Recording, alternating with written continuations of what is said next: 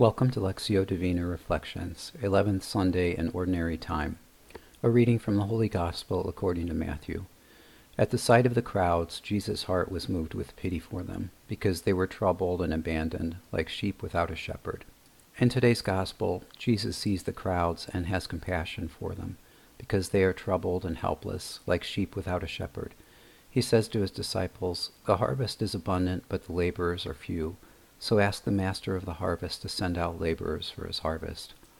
Jesus then sends out his 12 disciples, giving them authority to heal the sick, raise the dead, cleanse those who have leprosy, and drive out demons. God, the sending out of the disciples reminds me of the divine authority your Son gave them, power to cure illnesses, rebuke evil spirits, and even power over death itself. How can I possibly measure up to the 12? Yet, if I look at the encounters I experience in daily life with those closest to me, I have opportunities similar to those of his disciples. Within my family and among those I meet, I have the choice to cultivate illness or well-being.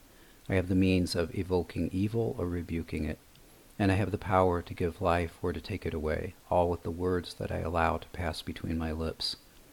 God, help me have the same compassion Jesus had for the troubled and abandoned. Give me the grace to know how to be attentive to your word and bring them to you. Lord, help me recognize today how to show compassion and be a good shepherd according to your will. Stay with me today as I strive to hear your voice. Glory be to the Father, and to the Son, and to the Holy Spirit, as it was in the beginning, is now, and ever shall be, world without end. Amen.